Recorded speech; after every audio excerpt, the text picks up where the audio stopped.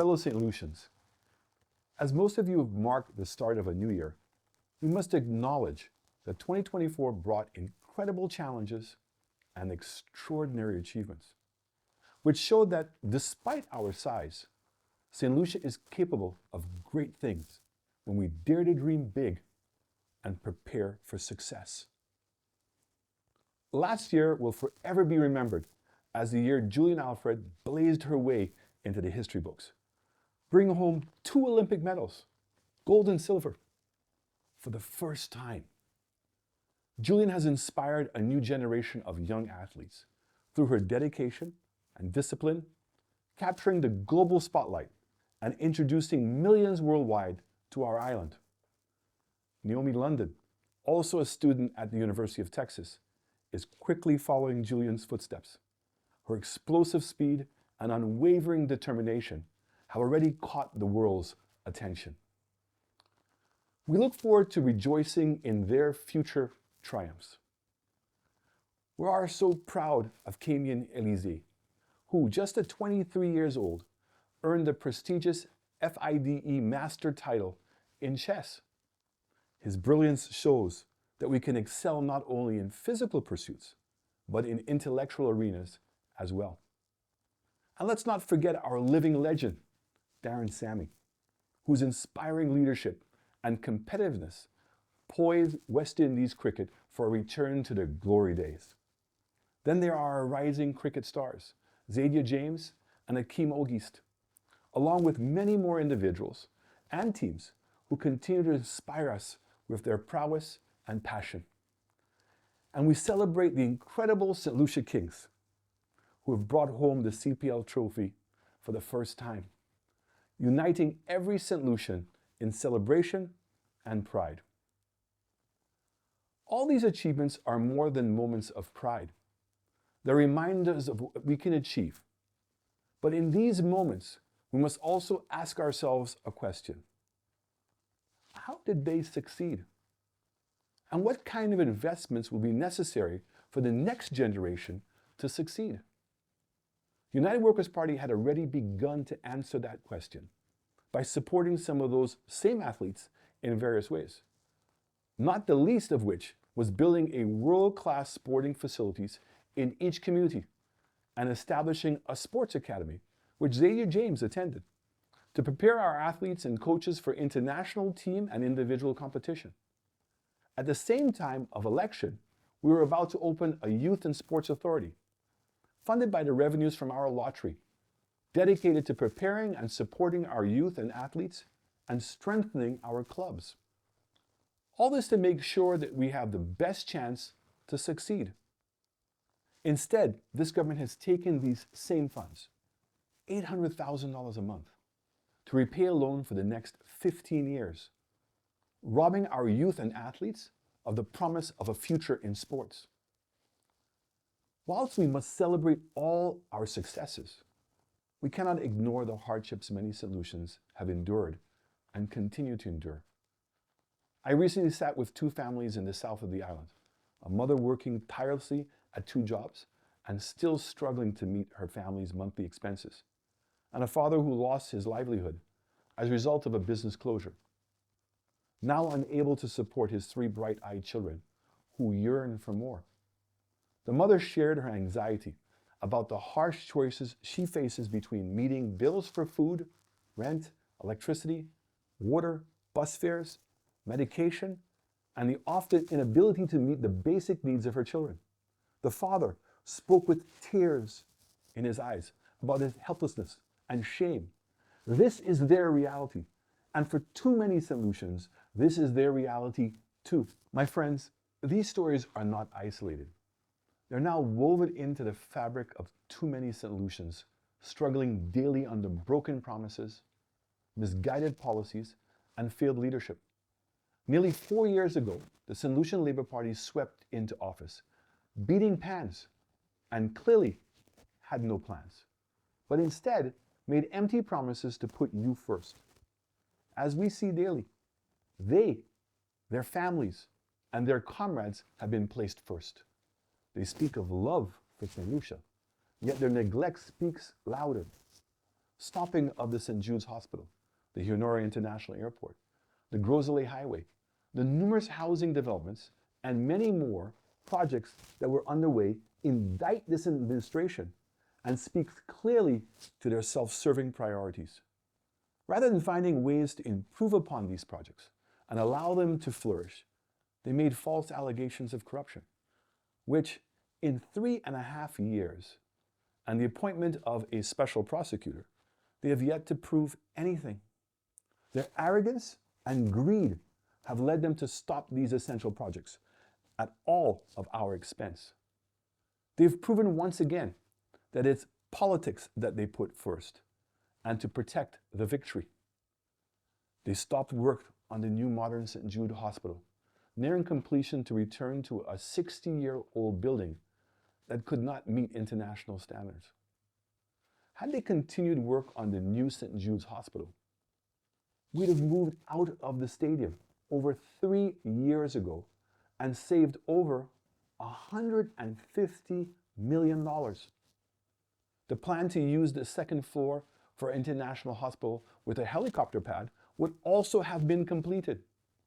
The old St. Jude's buildings were earmarked to become a nursing college. The South would have had one of the most enviable hospitals in the Caribbean. The nurses, doctors, and patients would finally, after 13 years, leave the makeshift hospital formerly known as the George Odlum Stadium in Vieux Fort. Our young women and men would have had the opportunity to be trained nurses in a career high demand around the world. And sadly, we lost opportunities for new businesses and jobs that would have been required to support 2 hospitals and a university. All of this was thrown away in the pursuit of political oppression. The hypocrisy of their election cry that we cannot eat roads when the United Workers' Party managed to develop the country even during COVID was laid bare when the SLP declared in 2024 the year of infrastructure. What a joke. Our highways are riddled with potholes that damage vehicles daily and add unnecessary expenses and endanger people's lives. Even during the worst financial challenges of our country has ever faced, we had more infrastructural development than the past year. Everything with this government is lies, empty promises, and propaganda. They can manage nothing. We can all see that they've been in dismal failure in managing the redevelopment of the Millennium Highway and West Coast Road for 4 years with no end in sight. Their stupidity in abandoning the redevelopment of the Honore International Airport, a cornerstone of our tourism sector and jobs for the South, shows that they have learned nothing about tourism or economic growth. 4 years later, it languishes in limbo, and their new proposed airport will not only be significantly smaller, but as usual with their projects, will cost almost double what was initially outlined. Once again, our citizens are left to bear the brunt of their mismanagement. Frankly, what is going on is nothing short of insanity. In opposition, they complained when gas prices were $13.95 a gallon. But now, on their watch, we face the highest gas prices in the OECS at $16.50 a gallon. And they're doing nothing to provide relief for us, our bus drivers and taxi drivers. They argued against reducing the VAT to 12.5%, a UWP decision that directly led to growth of our economy and relief to our businesses and consumers, and hit us all with an unnecessary 2.5% levy instead, manifestly lying that it was to improve health and security, which we later found out was to service yet another government loan. These are not just policy failures, but outright hypocrisy and a total betrayal of our trust. Our health sector is in crisis and on the verge of collapse. As predicted by the SLMA, nurses and doctors have left in droves, and those who remain are stretched to their breaking point, working in facilities that lack even the most essential resources, such as Panadol and water. Patients are dying needlessly, not because our medical staff lack skill or compassion, but because they are denied the opportunity to use them. A few days ago, I went to visit a strong party stalwart, Lincoln Skinny Maynard, who had advanced cancer at OKEU. And I was stunned to find him sitting on a plastic chair in casualty, amongst a group of other patients, strangers to him, a few of whom were coughing. My wife had visited immediately prior and asked the nurses for some masks for those who were sick to avoid any germs infecting Skinny. The swift reply came back that there were no masks and she should bring as many as possible if she had some. The hospital knew of Skinny's medical condition, as he had been treated there a few weeks prior, but he was merely provided oxygen and some medication to help him breathe. He ended up sitting in that chair for a total of 40 hours in dire discomfort, unable to get help to even get to the bathroom for the entire time. I saw several other St. Lucians in similar predicament, languishing on a makeshift bed, stretchers, and chairs of various sorts, waiting for medical attention.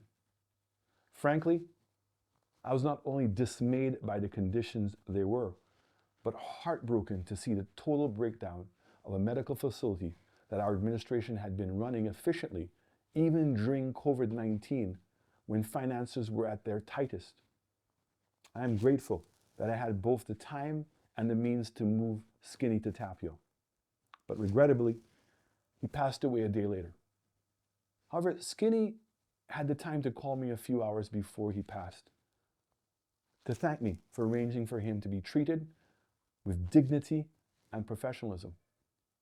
And the indignity of his treatment at OKU has made me angry and ashamed. I'm distraught to know how many St. Lucians are experiencing this same treatment, how many patients in the same predicament as Skinny would have been left to die on the chair among strangers. The day after Skinny passed, on the 31st of December, the new CEO publicly announced that the casualty ward could no longer manage to provide care to anyone other than emergency patients, and to ask the public not to come unless it was critical. Think of the absurdity and insensitivity of this request. So we are now to self-diagnose our medical issues and determine if it is life-threatening or not. The entire board needs to resign. Not just the CEO, who is clearly and, as we had predicted, ill-suited for the requirements of this position. My fellow St. Lucians, this is more than a failure of governance. It is a moral failure. Ask yourselves whether any of the SLP ministers will ever end up in the hallway of OKU awaiting medical treatment. If a government cannot prioritize essential services like the health and well-being of its people, it should forfeit its right to govern. Plain and simple. How much more can we be expected to endure? It would appear that despite the indisputable evidence, corruption has now become an accepted norm, and worse yet, is justified by too many of us. Questionable contracts are being issued, and millions of our dollars are handed out freely to friends and comrades. At the same time, ordinary St. Lucians are left with the crumbs and to bear the burden of projects that never materialize. Our citizenship by investment program, once a beacon of opportunity, has now become St. Lucia's largest scandal in our history, thus robbing us all and the country of billions of dollars, funds that could have helped relieve all of us from higher taxes, inhumane health services, poorly equipped schools, insufficient public facilities, and an ineffective police force. Instead, shady and questionable practices have raised alarms in the international community, putting our reputation and the access to the US, Canada, UK, and Europe at risk. Yet this government offers no answers or explanations to the mounting evidence of unbridled corruption and suspect agreements. Secrecy, lies, and propaganda have replaced transparency and accountability. Future generations of solutions will have to pay the price for this blatant abuse of our assets long after Philip Pierre and his cabinet of misfits are gone. On behalf of the St. Lucian public, we intend to apply for a judicial review against the CIP unit and the minister for their mismanagement and illegality of their actions. This action is essential to protect our country's assets, reputation, and most importantly, our patrimony, which is currently under threat. Crime has cast a long and dark shadow over our nation. The spiraling number of murders, a record for our country, represents real families, mothers, fathers, and children. The large number means we cannot recall all the names and the stories, but all these people represent lost lives and family members, friends, and communities left grieving. These losses are becoming all too commonplace. Too many mothers and fathers have had to lay their children to rest this year. Too many lives cut tragically short, creating an unbearable pain that no parent should ever have to endure. Communities and families have been left unsupported to grapple with the lingering fallout of fear and trauma. I witnessed this firsthand through the shooting of Mello, a 13-year-old boy who was shot in his home in the presence of his mother and sisters at 11:30 at night. This government has failed to provide any help or solution to this crisis. They have failed because, in a large part, they refuse to deal with the criminal elements in their own party. Philip Pierre has betrayed us by disregarding blatant acts of corruption and criminal behavior by his ministers with no repercussions. His appointment of unqualified and partisan officials in key government positions has marginalized all the checks and balances to undermine our democracy. We've repeatedly witnessed that anyone who dares to be critical of the government is immediately attacked by his mouthpiece, Richard Fedrick, other ministers, and sadly, other partisan media personalities who seem to have no understanding of their role as journalists, which is to present the truth. I've recently written to the Prime Minister indicating that the latest transgression by Mr. Fedrick on his TV show, where he publicly named people and instructed the police to arrest them, are threats that must be taken seriously, as Mr. Fedrick is a minister in Mr. Pierre's office. Mr. Pierre is responsible for national security.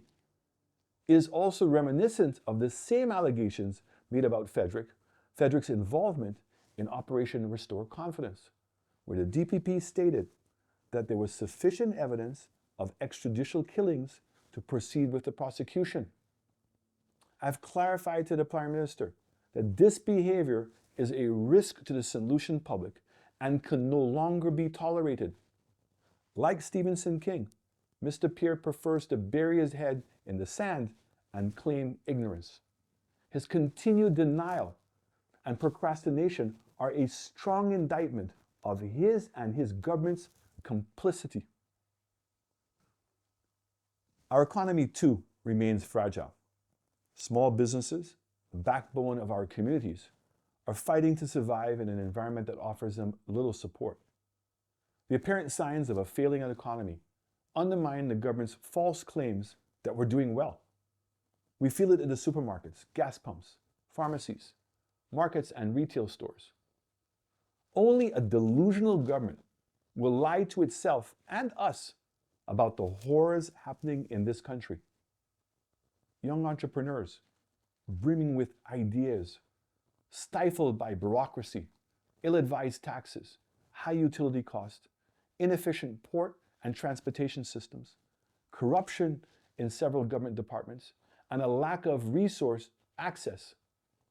We must create a system that nurtures innovation and minimizes risk. This is how we build an economy that works for everyone, not just those selected by the Labour Party. And what of agriculture, the foundation of our nation's history and survival? It's no secret that our farming no longer appeals to our young people. The average age of our farmers continues to rise, and the future of this essential sector hangs in the balance. But it doesn't have to be this way. We can reimagine agriculture as a field of opportunity by integrating modern technology, offering incentives, and showcasing success stories. Our party was committed to making farming a respected and attractive career choice, where young people can see a job, a legacy worth cultivating, and opportunities for creating businesses in this sector. My fellow St. Lucians, democracy is the cornerstone of our nation's governance, built on the principle that the power to lead comes from the people's consent.